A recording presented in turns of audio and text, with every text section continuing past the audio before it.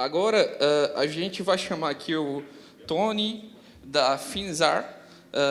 Tony vai falar para nós sobre o update de novas interfaces para data centers. Hi, Tony. Hello, nice to meet you. So, thank you. Oh, I get music too. Wow. First, I'll apologize. My whole presentation will be in English. You don't want to hear my Portuguese. I will speak slowly and clearly, actually in the interests of the good ladies at the back who are working on translations. But I also realize that I'm the one thing that stands between you and beer, so I'll move as quickly as I can. I'm with Finisar Corporation. My name is Tony Pearson. I'm going to give you an update. Actually, Finisar have presented at the last two IX forums. Last year, we introduced the new form factor for 400 gig, the CFP8. I'll focus a little bit on that later in the presentation, but I'll just be trying to give those of you who saw our presentation last year an update, and those of you who didn't, just some more information on what we see happening in data centers today. So first, who are Finisar? A lot of people have not heard of Finisar. About 80% of everything we ship does not have our name on it. It has the names of our customers, who typically are the switch and router vendors you're all familiar with. We're just over $1 billion in revenue and highly focused on volume, quality, and a lot of reinvestment in innovation. So we tend to see the next steps that are going to happen in anything optical before most other people, because we tend to work on projects 2 years before they become production ready. We ship roughly a third of the world's transceivers. That's about 8 million transceivers a quarter out of two factories that we have in Asia. I mentioned our customers. This slide is an attempt to capture both our customers and the products that we ship, both into the data center markets, which is all of those top products and customers, but also we have a range of products that we sell into telecom networks, like amplifiers and such, that I won't talk about today. Okay, so updates from IX9. We've seen in the last 6 to 12 months large deployments of 25 and 100 gig connections inside the data center. So this is, for example, top of rack to server at 25 gig, top of rack or to leaf at 100 gig. We've seen optical interfaces continue to proliferate. That's both good news and bad news. The good news is they're proliferating to give you more solutions for lower cost or lower power consumption in the data center. However, it becomes more of a challenge to manage which solution you need for the links that you have, and that's where we think we can help. And a relatively new development, open interfaces are coming to the optical layer. These are really happening as part of the large software initiative for things like software-defined networks and so on. So there are now some hardware solutions that attempt to address the challenges that are raised, as well as the opportunities of having SDN networks. Okay, so I won't spend too much time on this slide, but I will introduce the concept. What I'm trying to show here is that there are several types of links inside the data center. These are the links within the rack. These are the links between racks, and then between pods, and then between buildings in a campus. So I will talk a little bit about the trends on each of those links. And I believe everybody has the slides. So this slide is actually a pretty useful one to refer back to for reference. But I'm going to move on to this one. And I'm going to start at the bottom of this slide. So here I'm going to look inside a rack. So we've seen deployments inside the rack. There are actually still many connections that are still 1 gig and copper. Increasingly, those connections are 10 gig. If you look at what we've called a web scale data center, so this is a hyperscale data center or Web 2.0 or Google and Amazon, their links have been 10 gig for several years now inside the rack, either multimode fiber or DAC, copper cables. They've started to deploy 25 gig inside those racks. That's been happening this last year. And we see over the next 2 years a move towards 50 gig inside the rack as both the 50 gig servers and the NIC cards become available. Moving up this chart into the leaf to top of rack switch connections. So here we've had 40 gig deployed for quite some years, I would say 4 or 5 years now. we've had 40 gig, again, multi-mode connections between those leaf and top of rack connections. We've started to see 100 gig in those same connections, both active optical cables. AOC means active optical cable, so that's for all the world like a copper cable, but it's actually a piece of fiber with 2 transceivers on either end. And we see a migration there up to 200 gig, again on multi-mode fiber, between those leaf and top of rack switches. A spine to leaf, slightly longer links now. So there's a mix here of, all 40 gig, but SR and LR, so that's single mode and multi-mode connections between those leaf and spine switches. That's already started its migration to 100 gig in the last year with the emergence of a new link standard called CWDM4, which tries to address that data center distance of roughly 500 meters to 2 kilometers. And then we see that migration, we see that that will go 200 gig. There are many people who believe 400 gig is the next step. At Finisar, we actually believe there'll be an interim step to 400 gig at 200 gig. Then the slightly longer reach connections between the core switches and the spine. Here you start to see the dominance of single mode. So 40 gig has been in that network for quite some time with the LR4 solution, which is a 10-kilometer solution. Increasingly, we've started to see CWDM4 and LR4 at 100 gig. CWDM4 provides a lower power consumption and lower cost solution if you don't need to go the full 10 kilometers. If you only need to go 2 kilometers, CWDM4 works great. And this is where we see the migration or the next step being 400 gig, sometime in the next 3 to 4 years. Okay, so focusing now a little bit more onto the actual transceivers themselves. We've seen a real significant increase in bandwidth density. Modules get smaller, data rate goes higher, bandwidth density increases. So now, in the last year, QSFP28, which is really the same form factor that you've seen a 40 gig for many years, the QSFP form factor, but now operating at 25 gig per channel instead of 10 gig per channel, and its complement product, the SFP28. So this is the SFP Plus that you're very familiar with, but instead of running at 10 gig, is now running at 25 gig. 100 gig power dissipation has gone from 24 watts, roughly 4 years ago in the CFP module, to now 3.5 watts in a QSFP28 module. So same bandwidth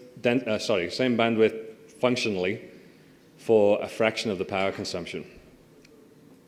There are lots of choices now, multi-mode fiber and single-mode fiber. There are multiple choices of multi-mode fiber. There's a new standard called OM5, formerly wideband multi-mode fiber, available for data center deployments.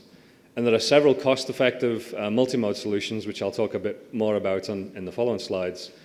And then there's yet another option that I won't talk about today, but there are very high port density solutions.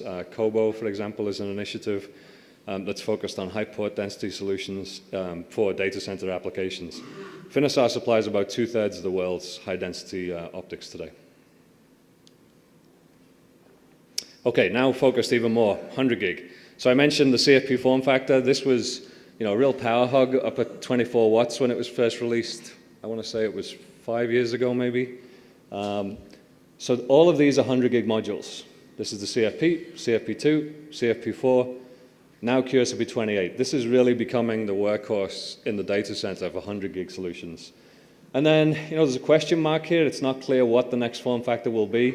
At Finisar, we believe that almost certainly will be a serial SFP form factor 100 gig solution. Some way off yet, but that's where we think this is going to go. And again, just for reference, this tells you, based on having 2 rows of 48 ports, you can get up to almost 10 tera on a card with this SFP.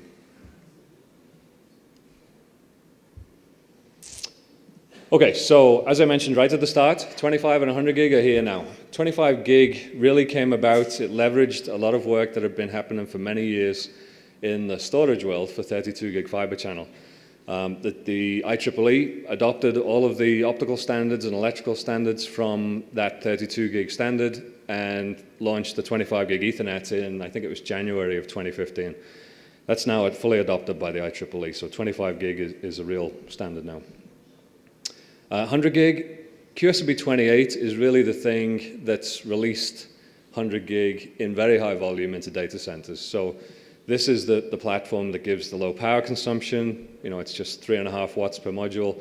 The low cost because the volumes have increased so much in the last year. So this really is the module that people have been waiting for. The other thing that's nice about the combination of QSFP28 and SFP28 is that we can move to this architecture that's been used for quite some time at 40 gig with QSFP with breakouts to 4 10 gig modules. This is now 100 gig with breakouts to 25 gig modules in the server.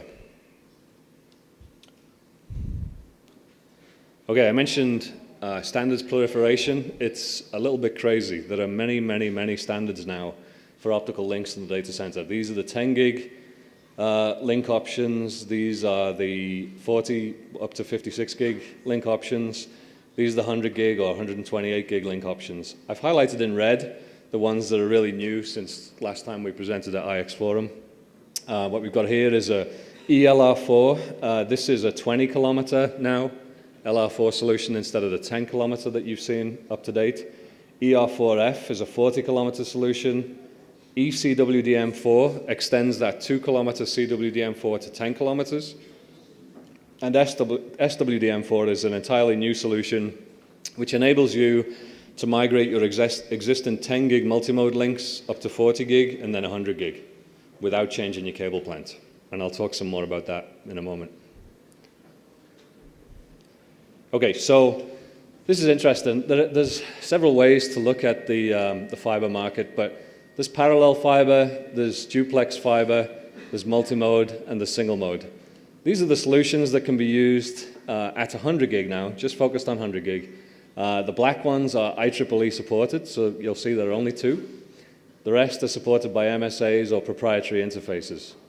So lots of solutions that you can use to either reuse the fiber that you have, or, you know, so for example, we still believe that multimode duplex is the cheapest solution in terms of link cost for a data center connection. So hence we've developed this SWDM4 so that you can reuse that fiber that you have in your plant. However, some people have moved to parallel single mode. That is a solution optically for that link. As I mentioned, we believe that multimode continues to provide the lowest cost as a solution for the data center connection. I won't go through all the points here, but you know, one of the reasons is that I mentioned we ship 8 million transceivers a quarter. Probably 7 million of those are multimode. So you can imagine the economies of scale associated with buying multimode optics. We believe 25 gig SR is basically going to replace 10 gig SR. It's a very simple mechanical replacement. It requires an update to the switch, obviously. The IC needs to be there. You know, folks like Broadcom have those ICs commercially available today. AOCs are actually becoming more and more common as data rates increase. It's increasingly difficult to have effective links using copper over short reaches, so active optical cables are becoming the lowest cost solution to close links that are 10 meters, thereabouts. There are new extended reach 40 and 100 gig solutions that really try to address some of the questions that we see specifically from data center folks around, you know, how do I go 20 kilometers? You know, people are used to asking for 40 kilometers because that's typically been an IEEE reach. But often you don't need 40 kilometers, you need 20. So there are new standards that can help with that. There are also new standards with multimode that can extend the reach from 100 meters to, you know, 150 meters, for example, that's 100 gig using OM5 fiber. And just the final point there, which I'll go into more depth, is this new solution, SWDM4, which was driven by Finisar, to help with reuse of existing cable, multimode fiber cable plant inside the data center for both 40 gig and 100 gig. So how do we do that? For those of you familiar with LR4, it looks a lot like an LR4, but it's with wavelengths centered around the 850 nanometer range. So it's basically the optical muxing and demuxing of 4 wavelengths centered around 850 nanometers inside the QSFP module. And I can explain more about that if anyone wants to talk about that outside. We have a table in the room next door. Yeah, it's an alliance. Ooh, excuse me. What did I do? It's an alliance of several folks, switch vendors, other optical module vendors, and the cable companies like CommScope. So there is a full ecosystem around this. It's not a one-off solution. Okay, so I mentioned that there have been requests for reaches beyond the standard 10 kilometers. So there's actually a new MSA called 4WDM, and Finisar are part of this new MSA. It's focused on some solutions that have been recurring requests from folks specifically in data centers. So now there's a standard called ELR4 that takes you from 10 kilometers to 20 kilometer reach, ER4F, which takes you further again to 40 kilometer reach. And if you've taken the path of CWDM for low cost and low power consumption, you can now extend your 2 kilometer reaches up to 10 kilometers with ECWDM4.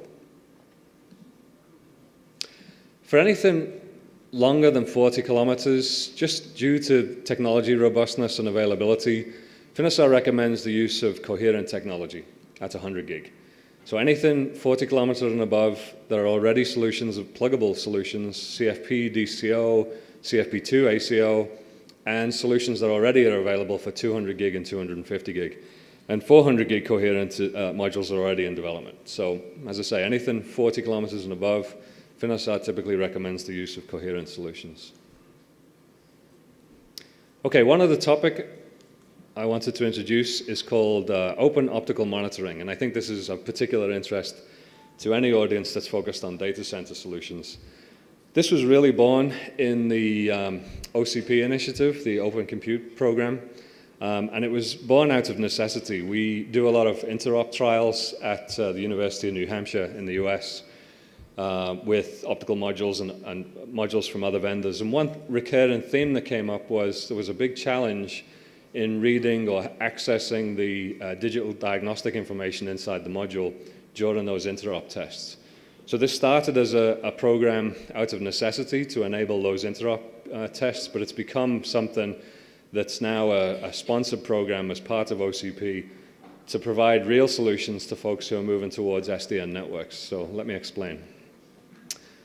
This is an attempt to show kind of the application stack on the left-hand side, and the traditional folks who've supported that. So, Cisco, Arista, Juniper, all the usual names, they in the past have managed for everybody all of those stacks on the left-hand side, and then down the bottom, that's where Finisar sits. We have the optical modules. So there's this trend now towards open switches, bare metal, white boxes, whatever you may call them.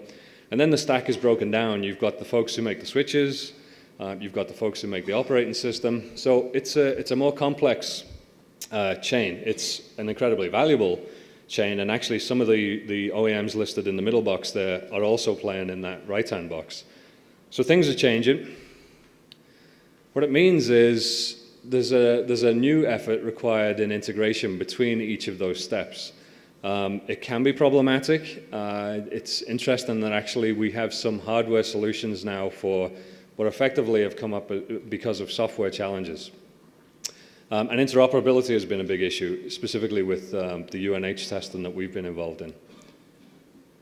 So the idea has been through open optical monitoring to provide an API that sits on top of the Linux stack that actually reads and translates the information inside the hardware, inside the transceiver, and the information that sits inside the transceiver are things like the temperature of the device, the voltage that the device is being driven at, the laser drive current, things that will tell you, is my link working well? Is it dying?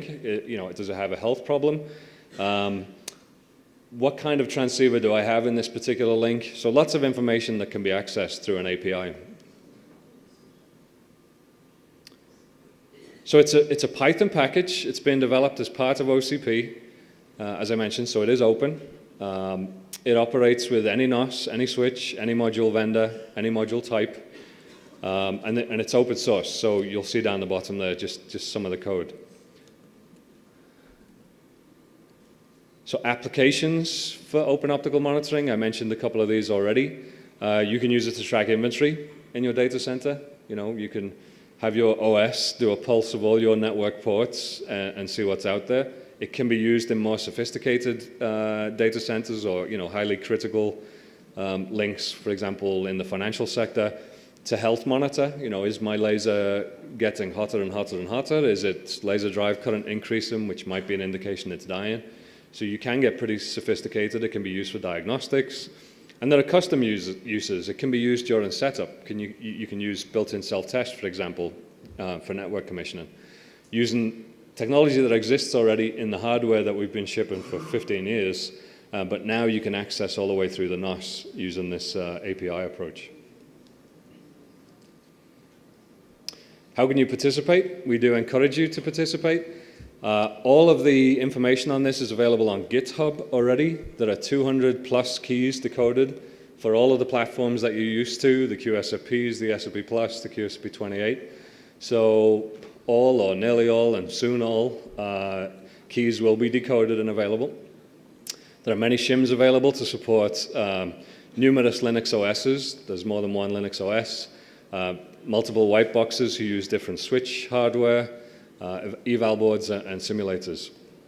We encourage you to share your use cases with us, make this thing better. This is an OCP accepted project. It's an OCP term that specifically means that it has the full backing of OCP. And we've used it and see that it works in the UNH testing. So, this thing is already helping us with the task that we needed to do, and we think it can help a lot of folks who own networks. Okay, so summary, and then we can go have a beer. Yeah, I need one. 25 gig and 100 gig has happened. It's happening now. Last year we were talking about it's going to happen. It's done. It's already launched. SFP28 and QSFP28 are really the mainstream modules now. They're the modules that when we build capacity, and we build a lot of capacity, we're heavily vertically integrated. It's all into QSFP28 and SFP28 platforms today. We still believe that multimode optics will provide the lowest cost and lowest power solution, especially inside a data center. SWDM4 is an interesting and unique solution that will help you not rip out your multimode fiber, keep that multimode fiber in there for 1 gig, 10 gig, 40 gig, and now up to 100 gig. New single mode MSA interfaces help you extend the reach of 100 gig, so now you can get relatively low cost and power consumption with standard form factors up to 20 kilometers with a 100 gig module. We recommend 100 and 200 gig solutions for 40 kilometers and above be coherent, specifically, that are available today. And open optical monitoring enables access to information actually inside the optics in an open networking system. So when you move to SDN or you have white box solutions, this might actually be a really useful tool for you to monitor the health of your network and set up your network. And I believe it's beer time. That's me. Thank you.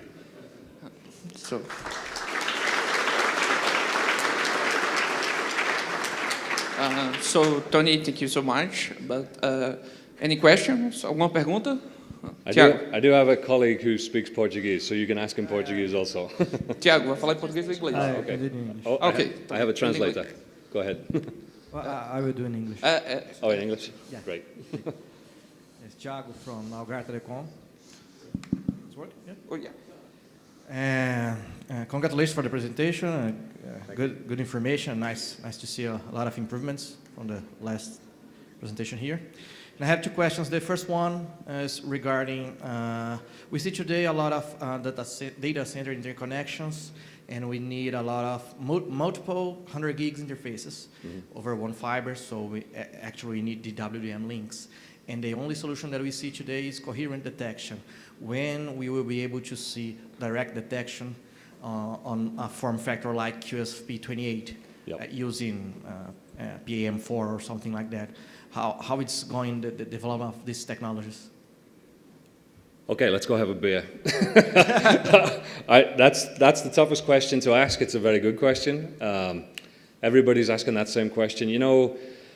I remember not less than 10 years ago, everybody said it was not possible to put tunable WDM into an SFP Plus form factor, including me, and we did it. We don't have a solution today for high-density WDM in a QSFP28. The next question you would naturally have is, and when can it be tunable? Both fixed wavelength and tunable are very difficult in the QSFP28 form factor. The biggest challenge actually is the power consumption. So the QSFP28 form factor, is as was QSFP Plus, is designed for 3.5 watts power consumption. With any WDM optics, you need cooling, active cooling. That significantly increases the power consumption. CFP4 actually still exists, and our plan was always that CFP4 would be more likely the telco solution, where telcos, look at longer reaches and often have to aggregate over dark fiber and so on. That form factor allows for, I think it's 8 watts. I think that's right. I think it's 8 watts power consumption. It's not that much bigger than a QSFP28, but that form factor is really designed for WDM and tunable, hopefully, WDM. But timeframes, it's really difficult to say. So we're driven by demand, and the demand right now is insane, and that's great for multimode and anything up to 10-kilometer solutions. Occasionally, we do get requests for 40-kilometer links. Usually, it's very low volumes because it might be to and from 2 buildings in a campus, for example.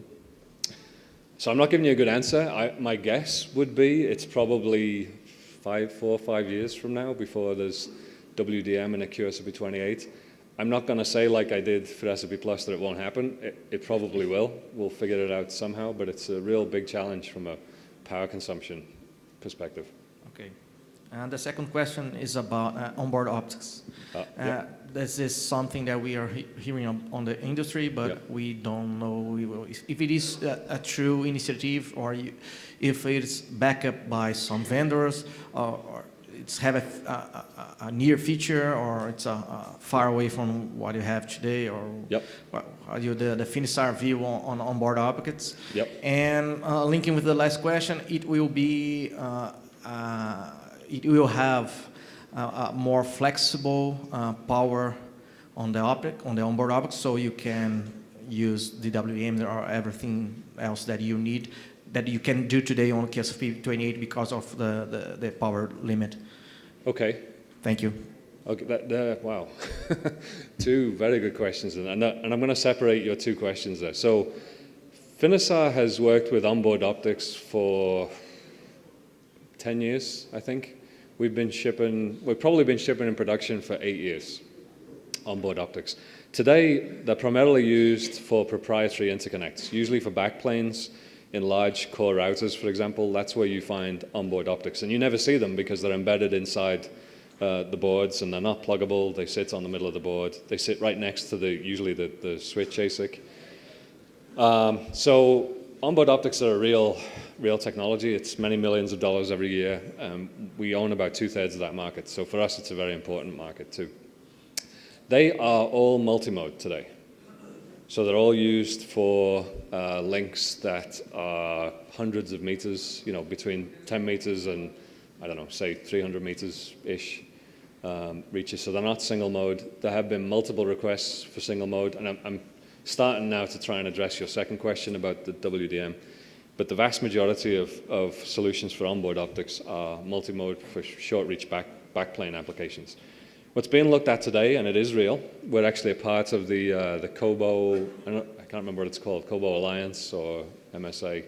We're part of that, and we're part of multiple other efforts to try and standardize onboard optic solutions for configurable Ethernet ports.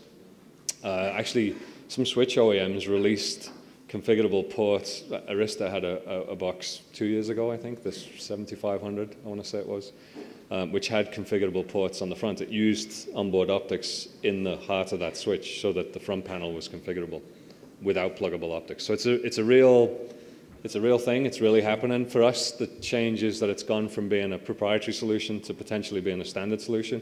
That's great for us. I hope that does happen. So we're certainly trying to help that move along.